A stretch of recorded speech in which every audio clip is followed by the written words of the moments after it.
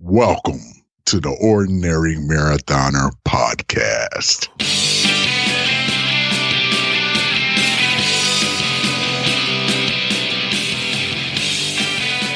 Hello and welcome to the Ordinary Marathoner podcast. My name is Coach Scott. I'll be your host today. It is Tuesday, July 27th. We are back from Lake Placid, Ironman Lake Placid weekend.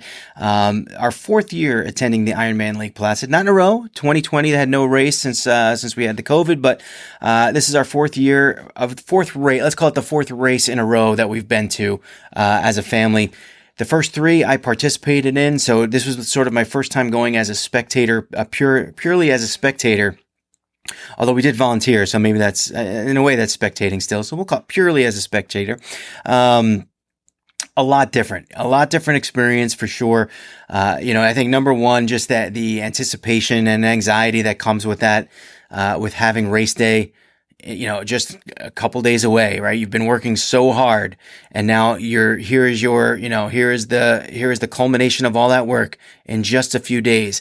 The responsibility that comes along with that, with having to make sure you're registered on time, your bike's in transition on time, your gear bags are all packed and ready, all that stuff that you need to do before race day. As a spectator, you don't need to do it, so it's not really on your plate.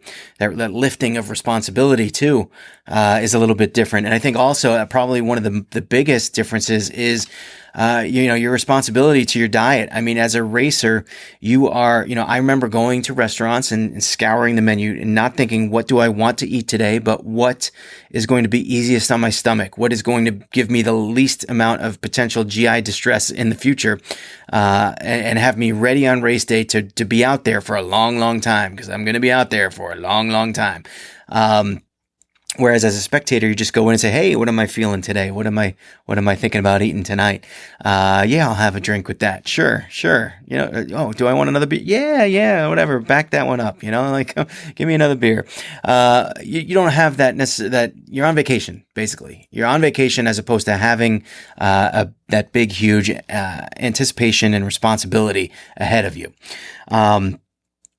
So much different for sure. Now, we talked a little bit last week about counting calories and how I've started doing that. Now, going away on a weekend makes that really difficult. In fact, I did it the first day. The first day I was pretty diligent with counting my calories. If it goes in the mouth, it goes on the pal, right? That's the saying, for MyFitnessPal. The second day, I lost it. I just lost it, and it never came back. And I just said, all right, you know what? I'm going to at some point, I'm going to give myself a pass on this. I know I'm not going to eat perfect on vacation weekend. So let's just get through the weekend and we'll start again. So we've started again this morning. And I feel okay about that. All right. There's some things on vacation it's a vacation. You want to lift that responsibility feeling as well, and just enjoy the moments and be present without having to sit there and log every single thing that you're eating. I gave myself that pass. All right. Now I'm back to learning though. I'm back to learning about what I'm eating, what's going in my mouth, how many calories I'm eating per day, and hopefully, dropping some weight to help my performance in the future. That's the plan. But I did, wanted to update you guys on that. I didn't use the PAL over the weekend. I got away from it. And I'm not upset about it. So, the other thing I feel, as being a spectator up there, sometimes you just, when you're an athlete, you're so in tune to your own thing and your own routine and what you need to do that you don't really embrace sort of the environment as much as you can. And I tell you, I'm typically the first person to wake up in the morning, and I get up and on Friday I went for a swim. I met Matt and we went for a swim down at Mirror Lake. That was awesome. I felt really good about it. And then kind of the next few mornings when I got up, I would be the first one up. The girls are sleeping. I would go get coffee or go get breakfast, bring it back to the room. And when you go out there, when you leave, I tell you, the city is alive at 6 o'clock in the morning. People are out running. People are out riding. This swim, everyone's swimming, almost all the athletes, I got to get a practice swim, and most of them do it in the morning. You go over to the lake, at 5:30, 6 o'clock in the morning. There are people swimming, and not one person. Like there are significant amounts of people getting ready, going out and getting a practice swim in, or in my case, just a little bit of a workout in the open water. It felt good. It felt good. It feels good. And I tell you, it's a culture up there during Ironman. It is a culture of exercise, a culture of athletes out there. This is just what they do. They roll out of bed and they go for a run. They roll out of bed and they go for a ride. This is what they do, and it's inspiring. It is inspiring, and it's one of those where I try my best at times. We do the 5 a.m. warrior rides in the morning. Sometimes we do. I try to get up. I try to go for walks with Steph in the morning. Sometimes we did one today, a little bit later than I'd like, but still. But it's kind of one of those you're like, man, I'm rolling out of bed. I'm wiping the sleep out of my eyes. I'm walking, trudging to the store. And here are people that look like they've already run 5 miles and they're going out of town, probably running even more. You're like, man, yeah, I should be doing that more often. It's a great motivator. I think I should be doing that more often. So we were there, from Thursday to Monday morning. And I tell you, after kind of doing this race for so long and meeting so many people, meeting them through our Ordinary Marathoner group, discussion group and stuff, it was, as you're there, you kind of realize, oh, this person's posting, like they're here, like people are in town, people in the group that I've known or I've met before. Charlie Duffy was there. He's been on the podcast. Maura Donovan was there. I met her on River Road during the last Ironman in 2019. She's awesome.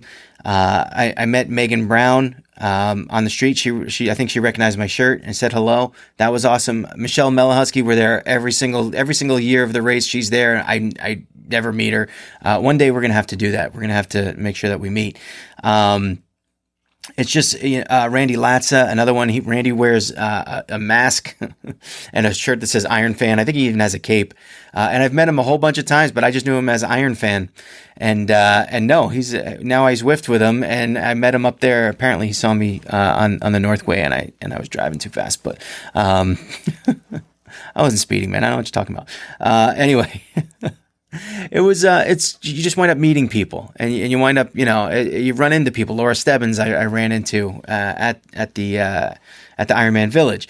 Things were a little bit off in Lake Placid too this year. Now, COVID is one reason for sure. People are still, there's a little more protocols still going on and, a little bit of change because of that. But I think the main thing in Lake Placid this year was that they're working on the speed skating oval. They're replacing it and redoing it. This was the speed skating oval from the Olympics. They always do the finish line at Ironman there. It is, it's sort of a traditional place. It's sort of a sacred ground, I would say. It's right next door from the hockey rink that 1980 happened, But since they're doing work on it, they had to move the transition area. The bike transition area was, I don't even know, maybe a mile away. I didn't even see it because it was just out of the way. And the finish line went from the oval to right outside on Main Street, which is right in front of the oval. And it changed a little bit of the dynamics of the course. I think it took some of the hills out of the run, which I don't know a lot of people were upset about. But it changed a little bit, but overall the course was very similar to how it's been in years past. So a little bit different, but overall it didn't really, I don't know that it necessarily changed the dynamic a ton anyway. I think, even if the finish line would have been in the oval with the COVID things still in place, I don't know that they would have brought a lot of people in to let them be there for the finish line. I don't know. I don't know how it would have been, but it did the job. Let's just say it did the job. The speed skating oval should be back next year. Mike Riley announced that at the finish, and hopefully things will feel back to normal next year. I will be going back next year. We put the deposit down for our room, so I will be going back. I will not be racing. I'll say this. There is definitely sitting there and watching the race as a former athlete. I respect the race and I understand what it takes to get there. I understand what it takes to sort of be, out there for me to even give it a legitimate shot. Obviously, one year I finished well under the 17 hours. 1 year I DNF'd, and then the next year I finished kind of right on top of the 17 hours, 56 seconds through. But still, with all the accolades and all the fanfare and all that good stuff that comes with Mike Riley saying your name and calling you an Ironman. So I've witnessed it all. I respect the race. I am clear. I don't feel ready for it. I don't even know that I necessarily really want to train for it right now. I don't. It's a big one. It is a big day. Even watching it, I think, sure, for any athlete, when you watch a race and you see how amazing this thing is and what a beast it is and what it takes to accomplish, it makes you want to accomplish it, right? You do want to accomplish it, but you have to also respect the race. And for me, I'm happy with the 70.3. I've already signed up for 70.3s, 2 of them next year in the spring. So this one is kind of out for next year. I will contemplate it in 2023. It's in the back of my mind as a potential, Ironman Lake Placid 2023, go back and do it race. We'll see how that works out. The race itself, I mean, let me say, let's start it this way. So Sam and I decided we were going to volunteer. I wasn't 100% sure we were going to volunteer. We had talked about it a bunch of times in the past, but sometimes you get there, you're not really sure. The baby was sick, Ellie was sick, so it was one of those where she was grumpy all weekend. It was really bad, and at some point she really got a bad cough. And our doctor's here, and the cough. We were leaving the next day. Sunday's race day. We were leaving Monday, and our concern was maybe she had pneumonia or something like that. So we just we kept her inside most of Sunday. And Sam and I went to volunteer. Now, of all the options that we had to volunteer, we were looking at the last aid station. Now, we just met someone.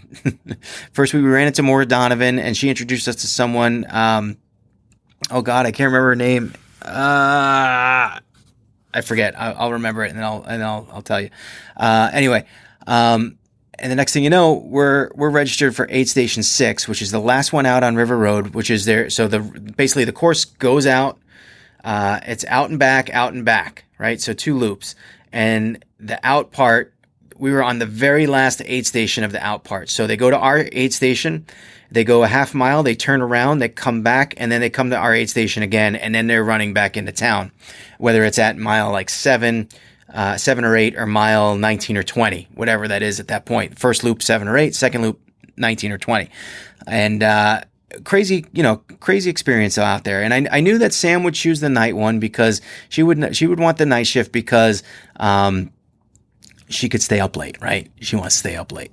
That's all kids want to do. Any excuse to stay up past their bedtime. So yes, she wanted the night shift for that. I wanted the night shift because I'm usually the guy that's out there. I'm usually the guy that's struggling. I'm usually the guy that needs that little, that little pep talk, that little more energy, I guess, that you feed off of the aid stations and the energy that they have there. It was a great experience for us. We drove down. We actually drove down the back of River Road and parked the car at the end and walked. We did pass one athlete who was on the ground getting medical attention. I think she did go in an ambulance. We didn't want to pry for that one, but then we got to the aid station and it was just work. Sam manned a Gatorade station. She was a little bit upset. Not many people take the Gatorade. Anything after 6 o'clock, they break out chicken broth, and that is by far the hottest item, both physically hot and also figuratively. The most people that come through there, they're like, "Oh, you have the chicken broth," and they go right for the chicken broth. I was put in charge of making the chicken broth and distributing it to both sides, and man, I tell you, that's a high intensity job. Like it was, because you got to make the broth, then you got to dish it out. And then when the broth gets low in the pot, it gets really hot, and you don't want that because you can't give like a boiling broth just to an athlete. That would be terrible. Scald their mouth as they're on mile 21. That would be terrible. Anyway, it's basically I'm talking up my responsibility. We probably made about 20 gallons of chicken broth at aid station 6 on Sunday night. But what an amazing experience. Now, we had athletes coming in, walking, struggling, athletes coming in, just chit-chatting, having a good time, just trying to get to the finish, athletes running, trying to just push themselves as much as they can. Maybe they're trying to break a PR, or maybe they're just trying to do well. or maybe it's their first time. Maybe it's just the running portion of their run walk, their run walk plan. The later you get, the more walkers you see. People struggling, people having trouble, people looking at their watch, people asking what time it is, right? What time is it? They know they usually have till right around midnight to get back. So it is, it's stressful out there, but it's fun. It's fun. And there's a great group, a lot of energy, a lot of things going on. I do quickly, I tell you, so Sam was a trooper. She got up at 5:30 in the morning with me. We walked to the swim in the rain. All right. We met with Matt. We took Matt's swim bag, which he then gave to his wife. So we didn't even need to be there for that, but it started pouring, and Sam and I just sat there. We watched the swim start in the rain. Watching those athletes, definitely that was one of the moments watching the swim go out where I was like, man, and it wasn't even so much, again, because I do have respect for the race. It wasn't so much that I wanted to be them in that moment, but it was more like, I want to do this again. I love the idea of being the athlete and going out in the swim and everyone watching and everyone, cheering you on. It's just such a great feeling to do that. And I do see that I'm going to have to do this again at some point in the future, but it's not going to be next year. Maybe 2023. We'll see. I will volunteer, and I will volunteer at Aid Station 6. Great crowd, a great crew out there, a lot of fun. And I look forward, hopefully we're going to see if Stephanie can volunteer too, maybe get someone to watch the baby, because it was worth it. I've never been thanked so much on a given day in my entire life. But really the thanks go to the athletes. When you're the volunteer, you thank the athletes. When you're the athlete, you thank the volunteer. And I know, going through those aid stations, the fact that people are giving up their night just to be out there in the mosquito-laden woods, in the dark woods, just to give me a cup of chicken broth. It is so, as an athlete, yes, you thank them profusely, because it just makes your race that much more accomplishable and that much more special too, I think, in that respect. And as the volunteer, you're just enjoying yourself, and you're performing a function, you're helping people, and it feels good. It feels good to encourage people and to see people, really, some of them in distress, just trying to accomplish something that is just such an honor, right? It's such an accomplishment, and it's just a great environment. And I'll do it again if I go and I'm not racing, I will do it there every year. It was that rewarding personally, especially doing it with my daughter too. It was that special. Now, she kind of petered out at about 10 o'clock. We waited a little bit. We kind of hung in there as long as we could. And she was just done. She doesn't work a lot, so standing on her feet at the Gatorade station, towards the end of the night, they start consolidating. You never really want to consolidate in front of the athletes, because it makes it look like, all right, you're towards the end. And I know the feeling of, hey, I went through this aid station before and there were 9 tables and now there's 2. It's like, but that they're there. The people are there. So they consolidated Sam's table. They didn't necessarily need her anymore. I had been running around doing trash and I was doing everything. I was just wherever they needed me. That's where I went, taking things off the truck, filling chicken broth, whatever they needed me to do. But we left late at night, and sort of the last runners were coming through. And you find out later, some of them made it, and you feel really good about that. And some of them don't, which is a little bit sad. But anyway, it was a great experience. Anyway, I do, a couple people that I wanted to mention. Number one, Matt Shore. Matt, I've known Matt for over a year now. Well, really, it was probably about a year exactly, because we met sort of through last year's Ironman, right after, I think. Actually, it was 2 years. So it's 2 years. Sorry, I forgot about the COVID year. So I've known Matt now 2 years. He got it done. I don't know that he's necessarily happy with his overall time, but it didn't matter, because Matt crushed the swim better than I think he thought he was going to be. And in the rain, which is a little strange. I don't know. I got to be honest. I've never really done a swim in the rain like that, so I don't really know how it impedes you. But anyway, Matt had a great time in the swim. We saw him beforehand. We saw him ride out on the bike, which was great. Sam and I watched a whole bunch of people ride out of the bike. We hung out with his family for a little bit. We saw him on the bike turnaround at one point. We saw him everywhere. We just saw him everywhere. And then, to be out there on River Road at the very end and to see him and to kind of encourage him to go on, he was out there getting it done. And I tell you, on the run, he was walking most of the time. I think he was doing run-walk intervals, and he looked strong. He looked strong on the walk, and you knew he was going to get it done. And he did. He bested his time from 2 years ago, and I think that's an improvement. And I think he did an awesome job. It was really cool to see him do well, and to be there for that. I missed him at the finish line.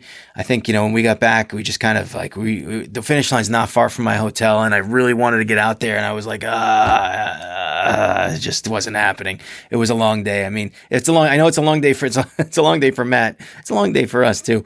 We got up at 5 a.m. to go down there and watch, and then we volunteered and all that stuff. So, the baby was asleep. All the girls were asleep at that point. And I was like, should I go out and see Matt? And I kind of wanted to. I really wanted to, but I just couldn't get myself to get back out there. Anyway, congratulations though, Matt. You did an awesome job.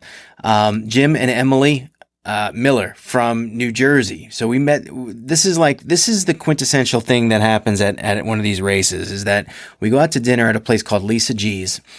We had a good meal, and there's a table there with a big family, and two of the people from the family are doing the race, and they told us their names. It was Jim and Emily, and they told us they were from New Jersey.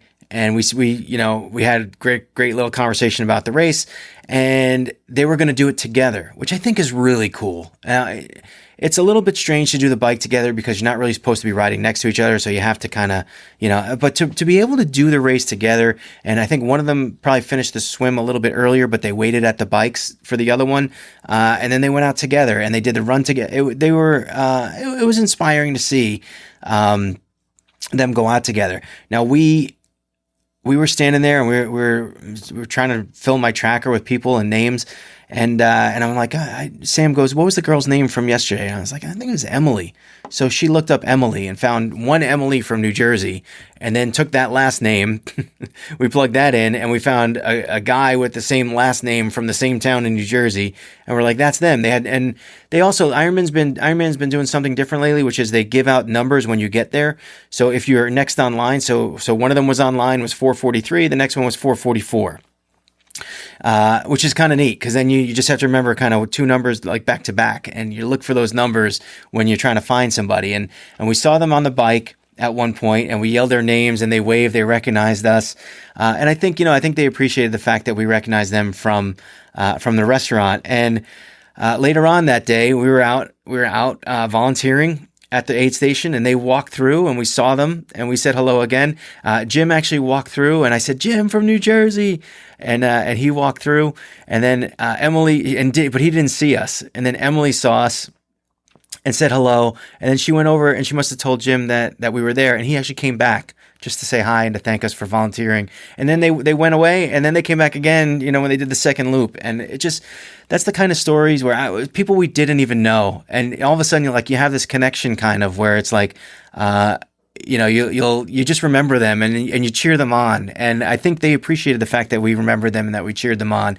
And it gives you like a little bit of a lift, only because I've been there, right? And I've been in that situation. It gives you a little bit of a lift, where you're just kind of, you're trudging along all those miles after mile after mile. And then someone says your name, or someone says, let's go, or someone pat you on the back.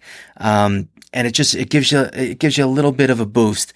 And, I'm not taking responsibility for them finishing, obviously, but man, it's just, you meet these kinds of people, and these are the kind of stories that happen, on race day.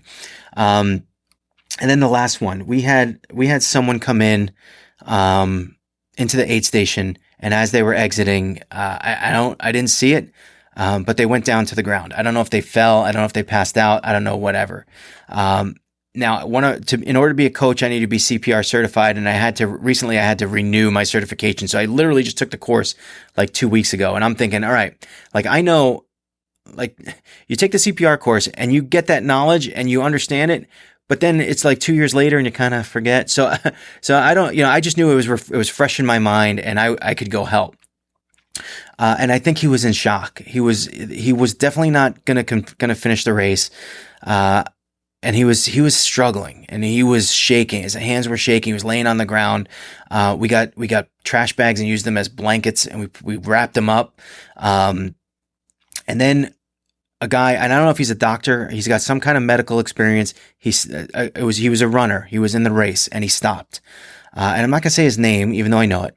But I'll give you his number. And if you really, really want to look it up, you can. It was 1755. And we'll remember that number because he came in there, man. And I tell you, he just took charge of the situation. And he helped this guy out so much, talking to him.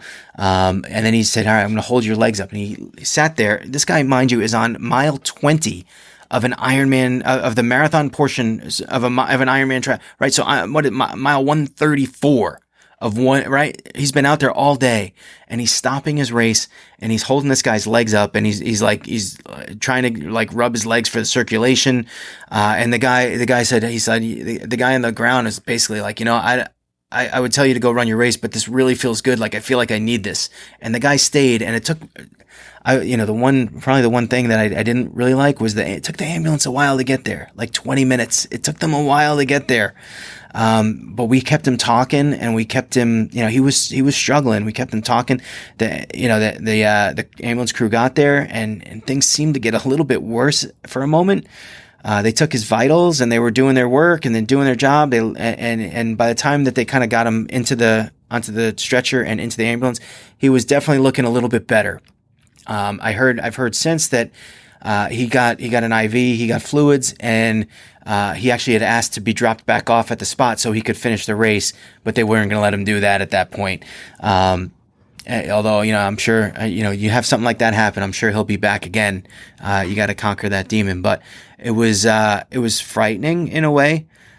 But I tell you, that guy, whoever he is, number 1755, that's the spirit of this race, and all along he said, if this guy was in my spot, he would do the same thing. And I think if you have that medical, background, you can't stop. How do you stop when you know you can help? And honestly, I think the guy really helped. I was sitting there like, am I going to have to do chest compressions at any moment kind of thing? But luckily things worked out. And 1755 left when the medical people were getting there. I ran with him for a little bit and I said, hey man, this is like, you're a hero. Like, he's a hero. To be able to stop his race and help someone and quite possibly save the guy's life. I think he's a hero. Now, the story doesn't end, because Sam and I were walking home. We parked the car and we're walking home, back to the hotel. And we're going up the stairs and, a guy in the room 2 doors down was walking the hallways with his daughter and they might have had 2 rooms, so they were going back and forth. And I look up and I recognize him and I was like, dude, are you 1755? And he looked at me. He's like, oh my God, yeah, you were there. I'm like, and I got to tell the best part of it was that I got to tell his daughter, that her dad was a hero. 'Cause he was, man. He was a freaking hero, man, dude. And I tell you though, as a dad, to have someone tell your daughter about the things that you do like that, I think that's just, that's one of the best things that can happen. And man, he's got a lot to be proud about of himself and the way he acted that night. And it's people like that in this community that make it what it is, I think. Anyway, we're going to wrap it up there. 1755. Awesome. Even funnier was that the following morning, I met him at the breakfast, the lobby at the hotel, and some other guy came in. He's like, I was like, yeah, this guy saved some guy's life on River Road. And the guy was like, wait, were you guys on the River Road, the last aid station where the guy was passed out? He's like, wait, you were the guy that was there, and you were the guy that ran after him and told him, like, so the 3 of us staying at the same hotel were in the exact same spot at the exact same time on race day. Very strange, but that's the kind of thing that happens there. Randomly walking into people like Charlie Duffy and Maura Donovan as you walk down the street, Megan Brown, Randy Latza, that just walking down the street and meeting people that, Laura Stebbins too. I was just outside my hotel and I bumped into her, quite literally bumped right into her. Just a crazy weekend, an exciting weekend, an inspiring weekend, and we'll be going back. I think, Steph and I love going up there. We love the race, we love the energy, we love the vibe. We'll keep going back as long as it's there, as long as it exists. And and one day, maybe 2023, I'll get myself back up on the horse and do it again. It's a long ways away. I got a lot to look forward to in my own personal training and coaching and all that good stuff. But one day I'd like to go back, and one day I'd like to do it again. That being said, thanks for listening, guys. Thanks for tuning in. Congratulations to all those people who finished. Thank you for everyone who volunteered, and all the people I met and helped make this weekend really awesome for me and my family. If you want to help support the podcast, go on over to patreon.com/ordinarymarathoner. Become a patron. Get your name listed on the scroll. That'll be in about 3 seconds after I tell you every day is an ordinary day unless you make it extraordinary. So get after it, guys.